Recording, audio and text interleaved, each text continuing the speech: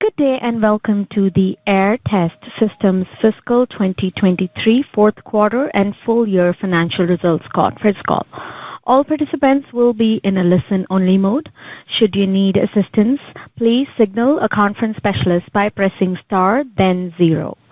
After today's presentation, there will be an opportunity to ask questions. To ask a question, you may press star, then 1 on a touch-tone phone. To withdraw your question, please press star, then 2. Please note this event is being recorded. I would now like to turn the conference over to Jim Byers, MKR Investor Relations. Please go ahead. Thank you, Operator. Good afternoon and welcome to Aehr Test Systems Fiscal 2023 Fourth Quarter and Full Year Financial Results Conference Call. With me on today's call are Aehr Test Systems President and Chief Executive Officer Gayn Erickson and Chief Financial Officer Chris Swee. Before I turn the call over to Gayn and Chris, I'd like to cover a few items. This afternoon, right after market close, Aehr Test issued a press release announcing its fiscal 2023 fourth quarter and full year results. That release is available on the company's website at aehr.com.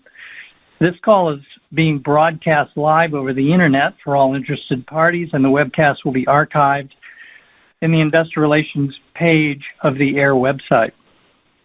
I'd like to remind everyone that on today's call, management will be making forward-looking statements today that are based on current information and estimates and are subject to a number of risks and uncertainties that could cause actual results to differ materially from those in the forward-looking statements. These factors that may cause results to differ materially from those in the forward-looking statements are discussed in the company's most recent periodic and current reports filed with the SEC. These forward-looking statements, including guidance provided during today's call, are only valid as of this date, and Aehr Test Systems undertakes no obligation to update the forward-looking statements. And now, with that said, I'd like to turn the call over to Gayn Erickson, President and CEO. Thanks, Jim. Good afternoon, everyone, and welcome to our fiscal 2023 fourth quarter and full year earnings conference call. Thanks for joining us today. Let's start with a quick summary of the highlights of the quarter and fiscal year we just completed in May and the continued momentum we're experiencing in the semiconductor wafer level test and burn-in markets. Then our new CFO, Chris Swee, let's make sure I get that right. Chris Swee, sorry, that's awful, who is sitting here with myself and Ken Spink, who is retiring soon. We'll go over the financials in more detail. After that, we'll open up the lines to take your questions. We're pleased to report record financial performance for both the quarter as well as the entire fiscal 2023 year ended May 31st. For fiscal 23, our total revenue grew 28% to a record $65 million. Bookings reached a record $78.3 million, and our GAAP profit of $14.6 million and non-GAAP profit of $17.3 million were also records, growing 54% and 62% year over year, respectively. This record performance was significantly driven by bookings and revenue shipments of our wafer-level test and burn-in systems and contactors for silicon carbide semiconductors used in electric vehicles and electric vehicle charging infrastructure, and silicon photonics devices used in data and telecommunications infrastructure, as well as an up-and-coming new application for chip-to-chip optical I/O that I'll provide more detail on later in this call. We saw fiscal 2023 as a breakout year for our unique wafer-level test and burn-in products. These products provide complete solutions for semiconductor manufacturers for high-volume test, burn-in, and stabilization of semiconductors, such as those used in electric vehicles, electric vehicle charging infrastructure, photovoltaic or solar power conversion, and data and telecommunications infrastructure. We also see on the horizon a significant new market opportunity for test and burn-in of semiconductors such as silicon photonics devices used in optical input-output or optical I/O and co-packaged optics for data farms, computing, and artificial intelligence markets. So let me start with the increasing momentum we're seeing for wafer-level test and burn-in for silicon carbide devices.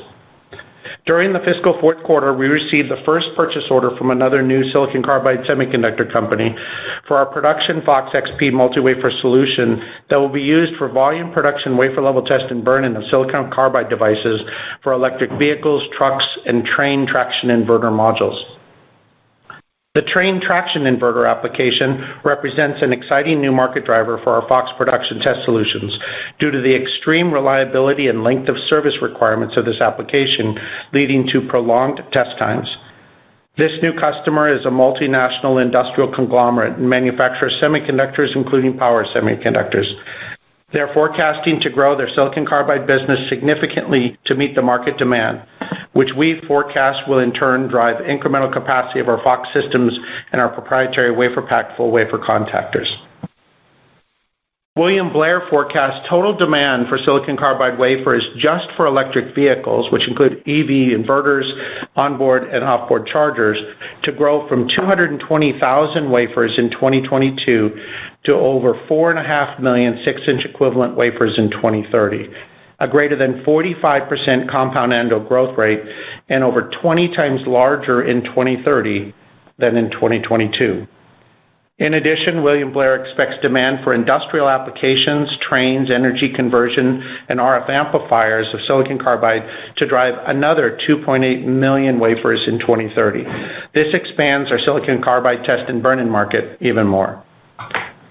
With the addition of this latest new customer, we've significantly expanded our customer base by adding a total of 4 new silicon carbide customers this year. Each of these new customers is already ramping or plans to ramp our products into high volume production using our multi-wafer test and burn-in systems. We continue to be excited about the incredible growth and production ramp of our lead silicon carbide customer that's using our wafer level test and burn-in systems and WaferPaks to meet capacity increases from their current customers in addition to many new design wins. In early June, we announced another $13.7 million in follow-on orders for WaferPaks from them. That includes both current design capacity increases and several new designs that are expected to ramp to volume production after their customer qualification is completed. During the quarter, we also announced an order for production quantities of WaferPak full wafer contactors from our second major silicon carbide customer that will be used with previously ordered FOX XP systems for test and burn-in of wafers in their production facility. We believe this customer, who serves several significant markets that include the electric vehicle industry as well as other industrial applications, will purchase a large number of our FOX XP systems to meet their publicly announced significant increase in plant capacity and revenue growth over the next several years and through the end of the decade and longer. Now let me move to our benchmarks and engagements with prospective new customers, which continue to make great progress. We continue to work closely with one of the largest silicon carbide players in the world on a large wafer level benchmark and qualification for automotive and other markets. While candidly this has taken much longer than we thought it would, we're excited that this qualification continues to make good progress, and we remain confident that it'll result in them moving to our FOX wafer level systems and WaferPaks for their volume production. They have told us that their plan is to move all new production capacity to wafer level burn-in and away from package part burn-in. This is because they're not only mostly moving to multi-chip modules and known good die sales, but also for the lower cost of test associated with wafer level burn-in over package burn-in, as well as the significant improvements in yield they achieve with wafer level burn-in. For those listening in that are new to our story, we provide our customers with a unique low-cost way to do extended burn-in stress testing that removes the early extrinsic failures of devices like silicon carbide semiconductors before they're put into packages. This saves in cost of overall manufacturing, as you're not only avoiding throwing away the cost of the package, but in scenarios where multiple of these devices are put into a single package, which is referred to as multi-chip modules, this also saves significant costs, as the other devices in the same module are not thrown away when one of the devices failed during burn-in. The savings in yield is much more than the actual cost of wafer level burn-in. Multiple companies have announced silicon carbide half-bridge modules used for EV traction inverters that have up to 48 die in a single module. Imagine the implication of the greater than 1% failure rate experienced in burn-in on a module with 48 die. The extrinsic failure rate of high-power silicon carbide MOSFETs could cause 25 to 50% yield loss of these modules. For all intents and purposes, this is unmanageable without wafer level burn-in. So wafer level burn-in actually enables these kinds of high-density multi-chip modules.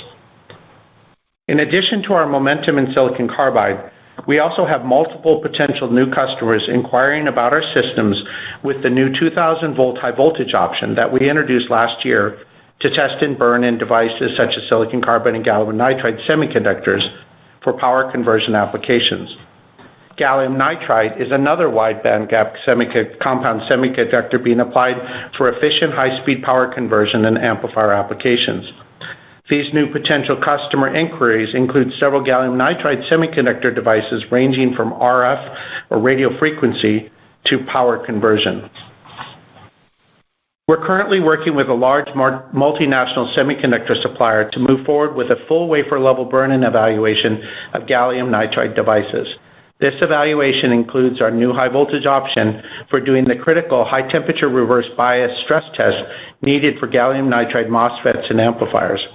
The gallium nitride market appears to be a potentially significant growth driver for our systems and WaferPak full wafer contactors, particularly for automotive and photovoltaic applications where burn-in appears to be critical for meeting the initial quality and reliability needs of those markets. Now moving to silicon photonic semiconductor burn-in and stabilization and the new significant market opportunity we see on the horizon. As a reminder for those not familiar with silicon photonics, this is what the industry calls the devices where both electrical semiconductor integrated circuits are combined with photonics or light-based transmitters and receivers. We continue to be very enthusiastic about this market, especially as it looks to expand beyond just being used for fiber optic transceivers to becoming an embedded market that integrates the optical data transmission technology into other devices like chipsets and processors themselves. We see the potential to integrate the photonics integrated circuit devices into multi-chip modules as another major market opportunity for Aehr. There are several names for this application ranging from co-packaged optics, heterogeneous integration, and optical I/O that use silicon photonics integrated circuits for use in optical chip-to-chip communication. This market is in addition to the current photonics transceiver market used in data and telecommunications, where we currently have 6 customers that have adopted our FOX XP and NP systems for production use of their silicon photonics wafer and die/module level burn-in. Multiple companies such as Intel, NVIDIA, AMD, TSMC, and Global Foundries have made public announcements regarding their product roadmaps for co-packaged photonics integrated circuits with microprocessors, graphics processors, chipsets for computing, and also artificial intelligence applications. Our FOX wafer level test and burn-in solution with our proprietary WaferPak full wafer contactors are a great fit for the silicon photonics semiconductor market, as we can test and burn in the devices while still in die or wafer form before they're integrated into the multi-chip modules for the same reason as discussed before, due to module yield improvement. Also, because the burn-in conditions of the photonic integrated circuits are very different than the other chips in the multi-chip module that they're integrated with, burning in the photonics integrated circuit in the module would also pose real thermal and power challenges to the silicon photonics part and also the devices that are integrated into the same module. During the fourth quarter, we received our first order from a current major silicon photonics customer for a new volume production FOX XP system configuration that enables cost-effective production test of full wafers of next-generation photonic integrated circuits up to 3,500 watts of power per wafer. This system can test new high-power density devices that can be used in new optical I/O or heterogeneous integrated packages. This customer is one of the world's largest semiconductor manufacturers, and we expect to receive orders for additional production systems as they increase production of these devices. These next-generation silicon photonics-based integrated circuits can require up to 2 to 4 times as much power for full wafer test, burn-in, and stabilization of the silicon photonics devices. Our new FOX production system configuration, which can be used to test and burn in these new optical I/O devices up to 3,500 watts per wafer, expands the market opportunities of the FOX XP system even further. Its ability to test, burn, and stabilize up to 9 300-millimeter wafers in parallel with up to 3.5 kilowatts of power per wafer is beyond the wafer parallelism and power capacity of any system on the market. This testability is unprecedented in the industry, as there are no other competitors that can even test one wafer at a time at these power levels. And our FOX XP with our proprietary WaferPak contactors enables the test of up to 9 of these wafers at a time in a single system. The applications that have been announced by these major semiconductor players for optical chip-to-chip communication include high-performance microprocessors, graphics processors, and processor-to-peripheral device chipsets. These known devices have been predicted to dramatically improve the communication bandwidth between semiconductor devices beyond the bottleneck of traditional electrical interfaces used today. This is an exciting opportunity, and we believe these devices will ramp to high-volume production over the next several years.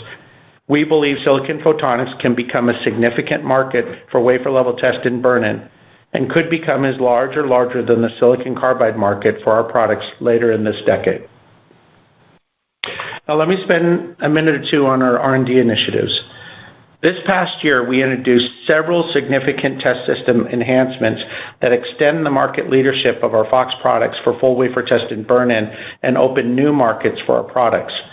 These include added voltage ranges, increased parallelism per wafer, new burn-in and stress conditions, and a new fully automated FOX WaferPak Aligner configured to fully integrate with our FOX XP multi-wafer systems to enable hands-free operation. Our new bipolar voltage channel module, or BVCM, for the FOX-P platform of products, which includes our FOX XP, NP, and CP, extends our test and burn-in capability to provide a wide range of positive and negative voltage programmability applied to the gate for positive high-temperature gate bias or negative HTGB testing. The BVCM can supply gate bias voltage to more than 3,000 die per wafer, while being able to monitor individual die performance and detect individual die failures. Enabling these tests is particularly essential in threshold voltage and gate oxide stabilization and screening. Our new very high voltage channel module, or VHVCM, which is an option released this fiscal year, enables high temperature reverse bias testing of silicon carbide and gallium nitride devices on wafers of up to 2,000 volts using our proprietary WaferPak contactors. Our WaferPaks and the FOX XP and NP systems include patented anti-arcing capabilities that are necessary to avoid the high voltage electrical arcing between devices running at these voltages, or between the devices in the streets on the wafer that have distances as small as less than 200 microns apart from each other. The amazing part of this is we can manage anti-arcing across the entire wafer, whereas semiconductor functional automated test equipment, or ATE testers today, are only able to keep devices from arcing in very small areas, such as only one or a few devices at a time. This allows an unprecedented low cost of test and burn-in for high voltage wafers such as silicon carbide devices used for electric vehicles, trucks, and trains, with voltage specifications up to 1,700 volts and above. We're excited that we received customer final acceptance of this new high voltage solution in WaferPaks in our fiscal fourth quarter.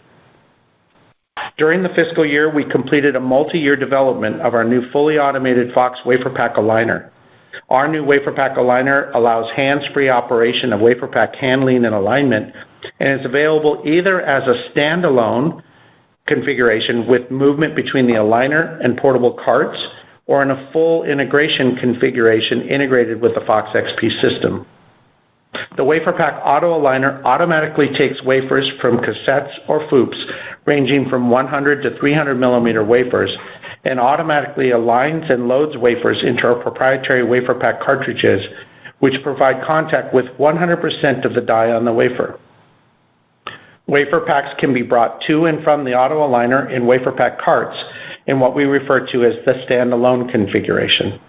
This allows one Auto Aligner to work with multiple FOX XP systems, which each can have up to 18 WaferPaks with 18 wafers in them tested at the same time.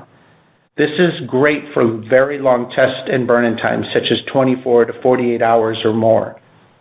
Alternatively, the auto aligner can be configured to dock directly to the front of a FOX XP system, such that all material handling and WaferPak movement is done 100% hands-free, up to and including fully lights-out operation. As capacity and volume forecasts grow, eliminating all manual interfaces for automated handling can become critical to our customers. The added automation capability of our new aligner gives our wafer-level test and burn-in offering even greater value and opens several significant incremental markets to Aehr, such as high-volume processors and chipsets with integrated photonics transceivers, flash, and ultimately DRAM memories, and higher mix devices requiring extremely high reliability and 100% burn-in, such as automotive microcontrollers and sensors. We have received positive feedback on our new aligner from multiple current and prospective customers across several markets and believe it will be an important addition to our product portfolio going forward. We have now installed both the standalone and integrated configurations of our new WaferPak Aligner at multiple customers, with the standalone aligner accepted and released into production just this week. And the FOX XP with the integrated aligner is expected to receive production acceptance yet this current fiscal quarter. We see a mix of customers that will purchase our WaferPak Auto aligners in standalone and integrated configurations. Most customers feel very passionate that one way is absolutely better than the other way, and basically we just agree with them. We offer both to our customers. Each of these new product enhancements broadens our total available market and extends our cost competitiveness and application space for our FOX products. We continue to invest in R&D to enhance our existing market-leading products and to introduce new products to maintain our competitive advantages and to expand our applications in addressable markets. Our customers use our products to test, burn in, and stabilize semiconductors used for applications where safety, security, quality, and reliability are absolutely critical, including electric vehicle chargers, photovoltaic solar, power conversion, industrial, and data and telecommunication applications. Our FOX multi-wafer test and burn-in systems, proprietary WaferPak full wafer contactors, and newly introduced fully automated WaferPak Aligner puts us in an excellent position to continue to gain significant market share of these new market opportunities. Our customers require semiconductors to be tested and burned in and stabilized prior to integration in the customer systems, and in particular multi-chip modules, heterogeneous integrated packages, or co-packaged optics. And we believe this is the very beginning of a wave of applications using our FOX products. The market forecast for wafer-level burn-in products is significant. William Blair estimates the total available market for wafer-level burn-in products for silicon carbide alone to be over $400 million by 2027. We believe Aehr has the potential to capture a significant portion of that market based on the level of silicon carbide engagements we have with the customers across the globe. To meet this demand, we have begun to significantly ramp up the production capacity of our systems and WaferPak full wafer contactors, increasing our production capacity to 3x, or by over 200% during this past fiscal year, and we plan to double this production capacity by the end of this new fiscal year. We also have the supply chain and infrastructure to increase capacity significantly as the market demand warrants. To conclude, we're very encouraged by the continued positive momentum and expanding growth opportunities we see with our current and prospective customers. We start fiscal 2024 with an effective backlog of almost $40 million and a strong forecast from our current and prospective customers.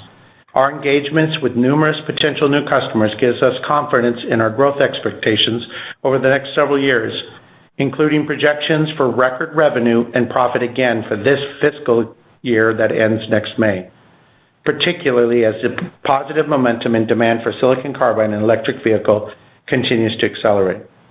We're very pleased to report a significant forecasted growth in our fiscal 2024 financials. For the fiscal year ending May 31st, 2024, Aehr expects total revenue to be at least $100 million, representing a growth of over 50% year over year. and a GAAP net income of at least $28 million, representing earnings growth greater than 90% year-over-year. Before I turn the call over to Chris, I'd like to take a moment to welcome him to Aehr. Chris is a semiconductor industry veteran who has served in senior financial positions with several much larger public companies in the semiconductor and semiconductor equipment space, including most recently at Ultra Clean Technologies. We're excited to have him join the company and look forward to working together. I also want to thank again Ken Spink for his leadership and many contributions during his 15 years at Aehr. This includes helping us identify and select Chris as our new CFO, and also staying on to help complete our fiscal year and annual 10-K filing, and work with Chris and I to ensure a smooth transition. On behalf of the board and the entire Aehr team, we wish Ken and his family the best in his retirement. With that, let me turn the call over to Chris before we open up the lines for questions. Thank you, Gayn. Good afternoon, everyone. I would like to begin by saying that I'm thrilled to have joined Aehr Test, and we're very excited about the opportunities ahead of us. On today's call, I'll summarize our results for the fiscal year 2023 and Q4, as well as provide our guidance for fiscal 2024. As Gayn noted, we reported record financial performance for both the fourth quarter and the fiscal year 2023. On a year-over-year basis, revenue increased by 28% to a record $65 million. GAAP gross margin increased by 390 basis points to 50.4%. Our full-year non-GAAP net income increased by 62% to a record $17.3 million. We generated a record $10 million in operating cash flows in fiscal 2023, up more than 500% from the prior year. In the fiscal year, demand for our products was very strong with record annual bookings of $78.3 million, up 30% from our total bookings of $60.2 million for the prior fiscal year. Bookings in the fourth quarter was $15.2 million. Backlog as of year-end was $24.5 million, up 121% from a year ago. With more than 15 million bookings received in the first 6 weeks of the first quarter of fiscal 2024, we now have an effective backlog of nearly 40 million. Moving to our Q4 results, we delivered record quarterly revenue of $22.3 million, up 10% from $20.3 million year-over-year. Demand for our FOX P systems drove the record revenue in the fourth quarter. We're encouraged to see that the install base of our systems continues to grow as our product solutions are validated and recognized by our existing and new customers. WaferPak and DiePak consumables revenue accounted for 38% of our total revenue in the fourth quarter, compared to 45% of revenue in the prior year quarter. As we have noted before, customers typically purchase our FOX systems and WaferPaks at separate times and also stagger the delivery. GAAP gross margin for the fourth quarter came in at 51.5% compared to 51.6% last year. Margins can be influenced by fluctuations in product mix as well as material and transportation costs. Operating expenses in the fourth quarter were $5.8 million, up 26% from $4.6 million year-over-year, primarily driven by increased headcount related expenses to support sales initiatives and R&D programs. As we noted on the Q3 call, the company increased its worldwide sales and marketing efforts with the addition of 3 senior sales executives who have already begun making a positive impact. We continue to invest in R&D to enhance our existing market-leading products and to introduce new products to maintain our competitive advantages and expand our applications and addressable markets. The increase in R&D is primarily due to costs associated with development programs for our new automated WaferPak Aligner and our very high voltage channel module and bipolar voltage channel module, which enable new advanced test and burn-in capabilities for silicon carbide and gallium nitride power semiconductors on Aehr's FOX P wafer-level test and burn-in systems. The first order for our automated aligner was shipped during Q4 fiscal 2023 and was just accepted this week. Non-GAAP net income, which excludes the impact of stock-based compensation, was $6.8 million, or 23 cents per diluted share for the fourth quarter. This compares to non-GAAP net income of $6.5 million, or 23 cents per diluted share in the fourth quarter of fiscal 2022. Turning to the balance sheet, we finished the year with a strong cash position. Our cash equivalents, and short-term investments were $47.9 million at year-end, up 52% from $31.5 million year-over-year. We generated $5.8 million in operating cash flows during the quarter, up more than 800% year-over-year. We have zero debt and continue to invest our excess cash in short-term investments to take advantage of higher interest rates. Interest income earned in the fourth quarter was nearly $500,000, compared to just $22,000 in the fourth quarter last year. During the third quarter, we announced an ATM offering of up to $25 million in shares of the company's common stock on the open market. As we reported on our last call, during the third quarter, we received gross proceeds of $7.3 million on the sale of 209,000 shares at an average price of $34.78 per share. We did not sell any shares under the ATM in our fourth quarter, but we expect to sell shares in fiscal 2024 to receive the remaining $17.7 million available under the ATM. Now turning to our outlook for the current fiscal 2024 that ends on May 31st, 2024.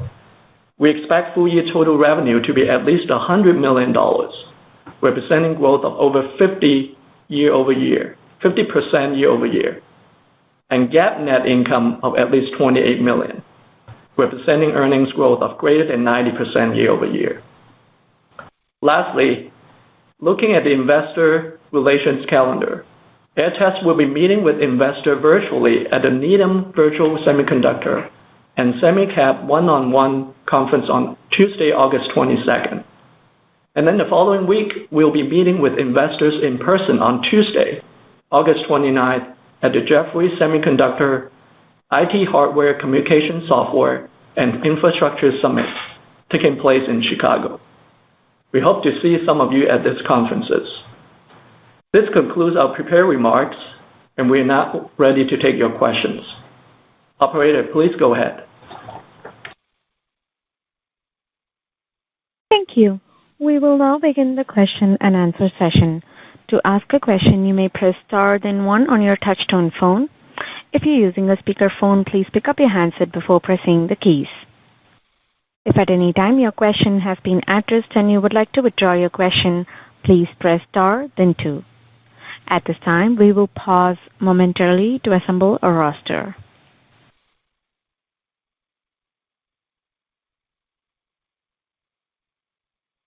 Our first question comes from Christian Schwab with Craig-Hallum. Please go ahead. Hey guys, thanks for taking my questions. I just have a few. So, Ken, when would you expect to file your 10K? We're filing our 10K at the end of August. I think August 28th is our proposed filing date right now. Could you be willing to share, if there was more than one 10% customer and exactly if there was only one, exactly how much revenue came from just the one customer? Absolutely. We did actually have two customers over 10%, one at 79% of revenues and the other at 10% of revenues. Excellent. And Ken, when you guys are talking about your greater than 100 million expectation for revenue next fiscal year, how many 10% customers, are you assuming in that guidance? Let me try and field that one.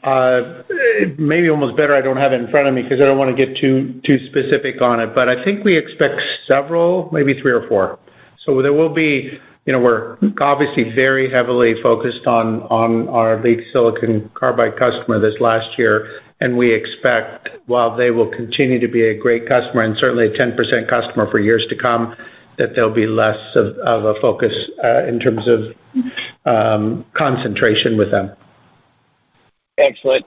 And in that 3 to 4, I assume that will be, we've talked about before, obviously our lead customer. We've gotten orders from our second major silicon customer. Should we assume that the third large silicon customer, should we expect business from that customer in the next fiscal year as well then? Yes. Excellent. And then as we think about mix for the quarter, Ken, I know we have $40 million in backlog as you stated. Do we expect mix, as we think about the shape of the quarters for next year? Should we assume roughly 40% in the first half and 60% in the second half again? Or would the mix be something different? You should see his eyebrows raised right now, but let me field that one, maybe for Chris and I, because Ken's going to be riding off in the sunset here and won't have to live with it like this. I actually do think that's probably fair. We think that the second half is going to be stronger than the first half. Maybe a little less dramatic as it has been the last couple of years, but that may be a fair way of thinking about it. Now, for everybody on the call, we don't give quarterly guidance, so I need to be careful because I'm guessing your next question is going to be about next quarter, so please don't. All right, I'll save that for offline. And then my last question is, were there any shipments in Q4? It sounded like there was one, but a dollar amount of shipments in Q4 24 that weren't recognized in revenue that should be recognized? We did, and we had teed that up pretty hard right before at the last call because we were anticipating shipping the aligners as well as an aligner tied to a FOX XP system, and so we did get the revenue for the couple of NPs that we had with the high voltage option, but the integrated FOX XP and aligner pushed into this quarter as we expected, and in fact I think we shipped it literally right after I think it was like June 2nd or something like that, so it didn't ship yet, but it was right there. We had customer acceptance during the quarter, but we would expect to see revenue for it this quarter upon its acceptance. The first aligners were actually shipped during last quarter for the standalone aligners, and they, like you said, we just got acceptance on the first one of those this week, so we're pretty happy about that. Great. And then just if I can slip one last question in, if the difference between, we said, at least $100 million, what should we be looking for, monitoring throughout the course of the year to say that revenue goes, 105 million? What would it take, for revenue to be 120 or 130 million? Is there one or two things you could point us to that you're thinking about, or is it just too early to think about that? Yeah, I mean, it's too early. A lot of this is just still uncertainty and timing of customer ramps themselves. That's one of the challenges with this thing. I mean, an ASP of a system with a set of WaferPaks at $4 million plus or minus a couple of days is a big number, right, on a quarter and on a year. But, for us to be able to look out there and try and understand what it was, I think we're confident that's way used at least $100 million. But, as things firm up and we get a little bit more visibility and we believe that we will, if it gets a lot stronger, we'll let you guys know. But we're starting off with a great backlog. We have great forecasts of current and prospective, which we believe are likely to be customer wins this year. And as those things firm up, I mean, it's boding well, and we think that we're just right at the start where a lot of these companies are starting to kick in their silicon carbide plans. This last year was kind of a big number for us in terms of just sort of the initial progress, got us to test our wheels to be able to ramp up our production and things like that. But we're just going to be continuing to ramp as we go into the end of into this year and certainly into the next year. Fantastic. No other questions. Thanks. Thanks, Christian. The next question comes from Jed Dorsheimer with William Blair. Please go ahead. Hi, thanks for taking my question. Congratulations on the quarter. Ken, I hope you have some good travel plans, and Chris, welcome. It's been a while since the AEA days at meeting with you at Trident, so welcome to Aehr. Thank you. And then I'd be remiss, Gain, thanks for the technology primer. So I appreciate that. I guess just want to dig into basically what Christian was kind of coming to, and maybe just take a slightly different angle, which is around the sausage making for this for your full year guide. And specifically, if we look at this past year and your largest customer being $52 million, based on the 79%,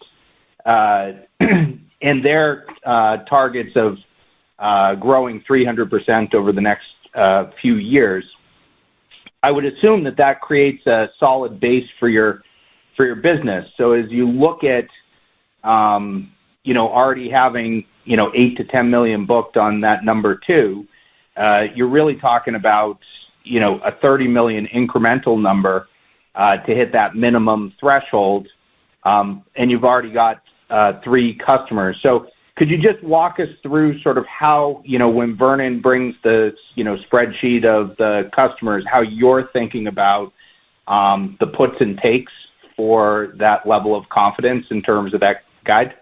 And then I have a few follow-ups.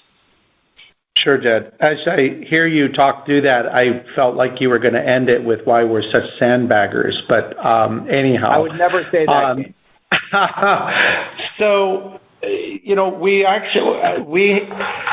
you were to look at Vernon, by the way, is our VP of sales, and his team, if you were to look at their funnel, it's pretty impressive. There are a very large number of companies that are expressing interest and leaning forward with us for our wafer level test and burn-in products across several markets. It's going to be a very busy year for us.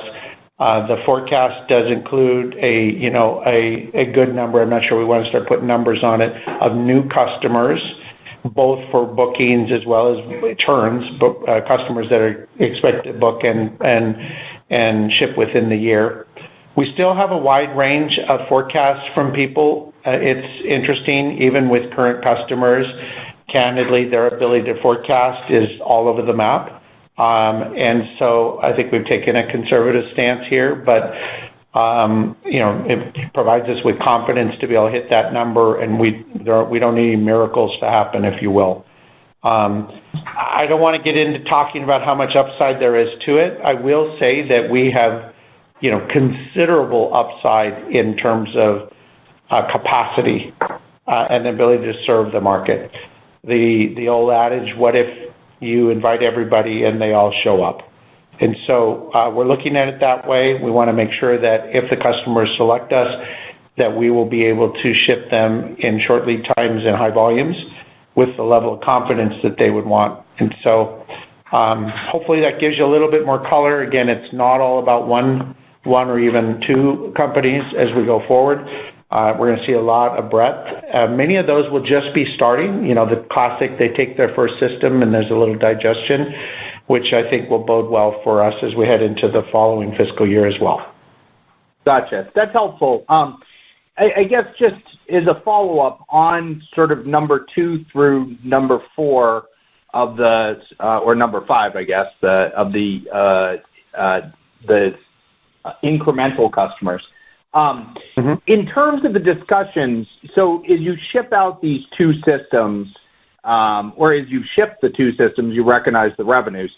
Are the conversations such that if this tool hits this specification, we expect to come back with 5 tools or 10 tools or 20 or 3, or what level of visibility? I know, as you mentioned, there's a bit of movement amongst your customers, but what level of visibility are they providing you so that you're making, your decision? Yeah, Jed, I mean, I don't mean to be vague or elusive, but it really depends on the customer. But I would say even within, one thing in common with all of them is there's still some pretty broad ranges.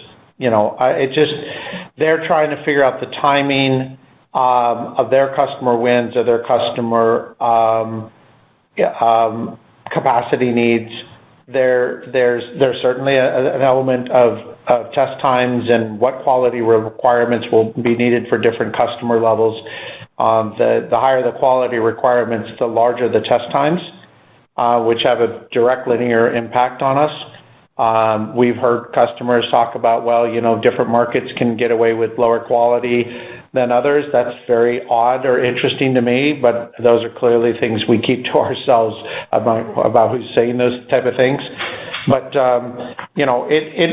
we hope to make it get easier. I mean, one of the challenges that we face is,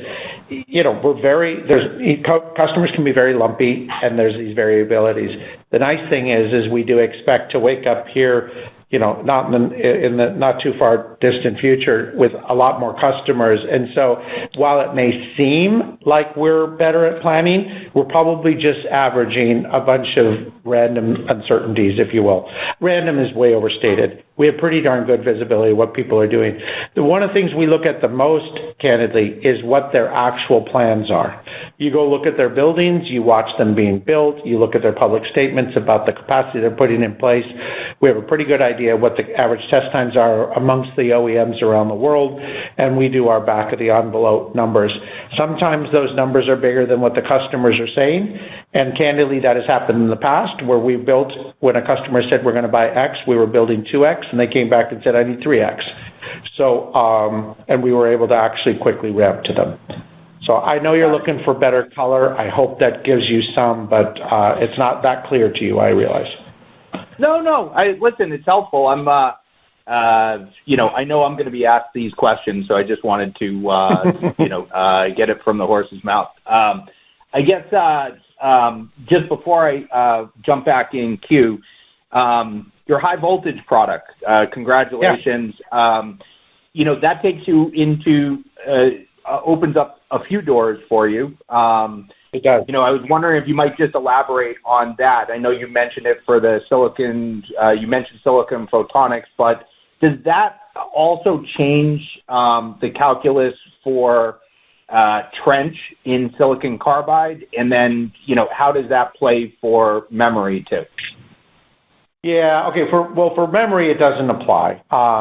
For trench or gallium nitride, there are different burn-in processes that can be used to accelerate different failures, and depending on what the customer failures may be seen, this gives them all the tools for them to be able to apply it. And so, candidly, we're just there for them. A lot of people are trying to get away from high voltage. I mean, it's more expensive than the gate bias, even from us, even though we're a fraction of the other guys. But it's still cheaper to do the gate bias only. And so people are playing around with recipes and mixes of, how much high voltage do they need, how much gate bias do they need, and different things, and they're all trying to optimize. And of course, we can't, share anyone else's secrets. So we're just giving them the tools and being supportive. The nice thing is you can buy a system from us that can do all of the above. In fact, you can buy a blade that can do all of the above in one blade. You can optimize it depending on test times. Let's say your test time for high voltage is X, but your test time for gate is 10X. You can optimize the systems, and you can reconfigure them in the field. So it gives customers a lot of flexibility, and we kind of arm them with those tools and are supportive, and we don't have to say no to anything. That's key.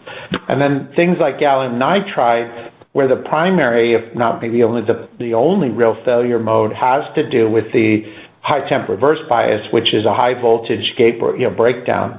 And so in that case, they need the high voltage for it.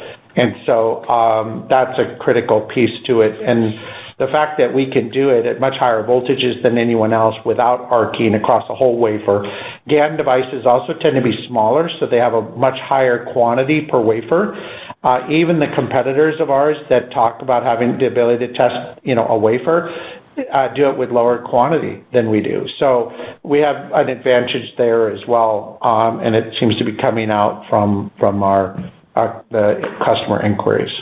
So it's nice to have these options. You mentioned memory. Memory, if you mention to a memory guy 2,000 volts, it might, they'll get an eek sound out of them. So they're like, don't get that near my device. So high voltage is really more to do with these compound semiconductor devices for power management than is for memory. Memory tends to be lower voltage. I'll tell you what, let me just cover that rather than leave it. So we have been having discussions with respect to some memory folks related to both the new auto aligner as well as our long-term roadmap.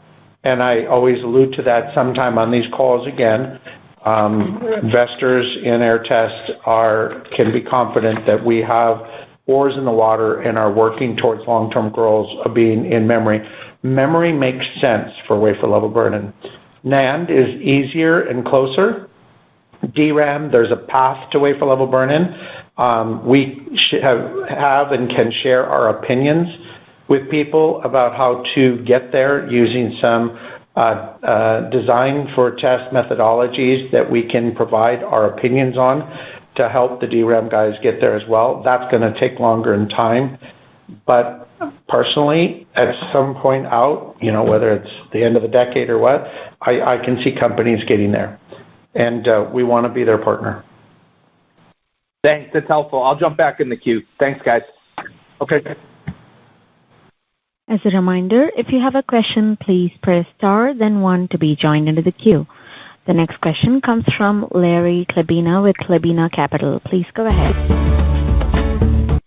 Larry is clearly on. Larry, you there? Yeah, I'm there.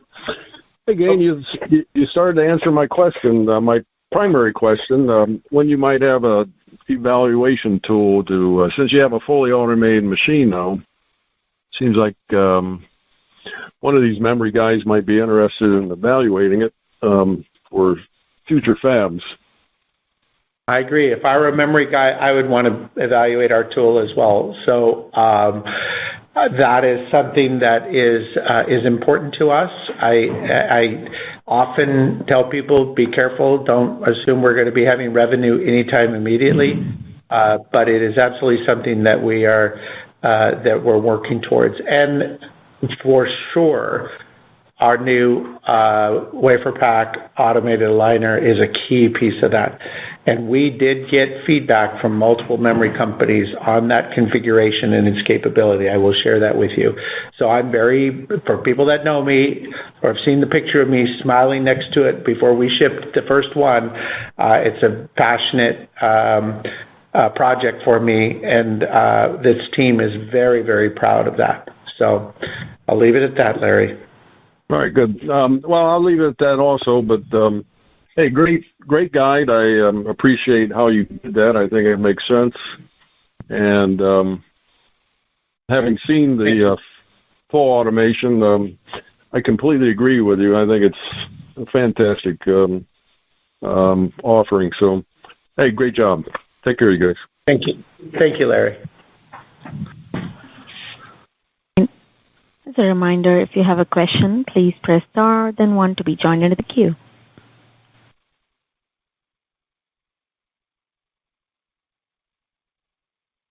Last call, folks.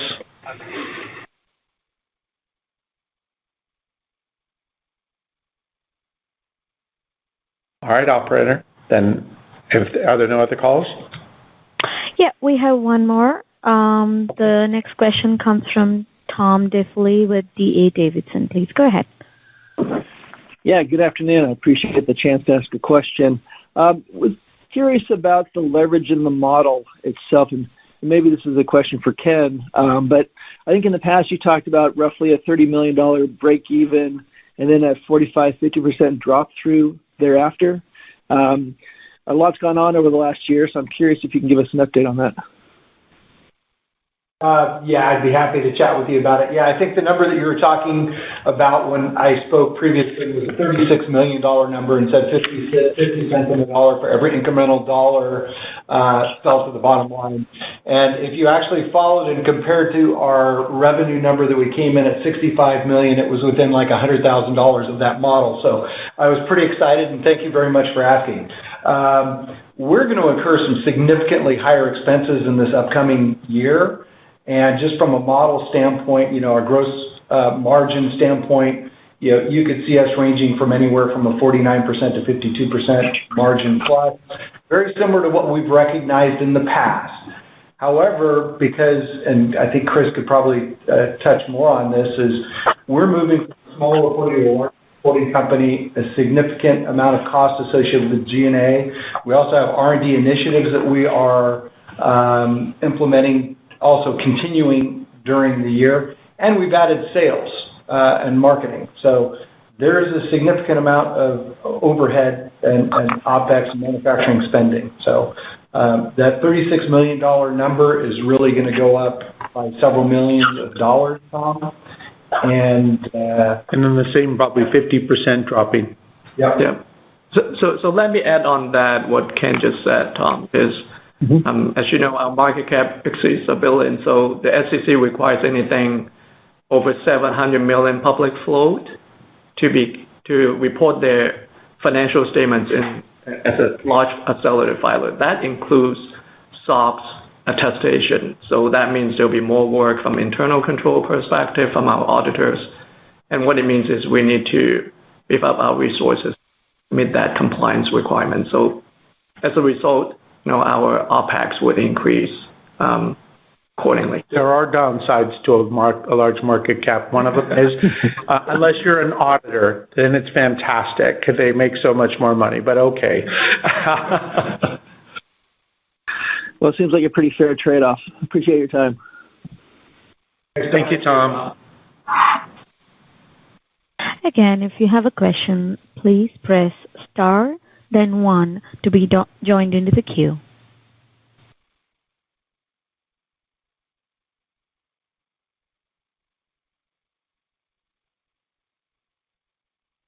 All right, folks. Let me go ahead and take that. Thank you, everybody, for joining the call. And we really appreciate you joining us. We're very proud of how the year went. And I can tell you we're all on the edge of our seat, excited about heading into this new fiscal year with a great backlog, a great bunch of customers, a great bunch of potential customers, and a great team. And so we really appreciate you folks joining us.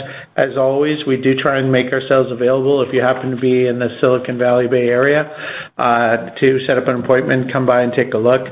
Our manufacturing floor is a buzzing, and it is exciting to look at. It's another thing we're very proud of, and so we appreciate everybody's, involvement and cheerleading us on as we head into this next fiscal year. And we will talk to you next quarter. Bye-bye. The conference has now concluded. Thank you for attending today's presentation. You may all now disconnect.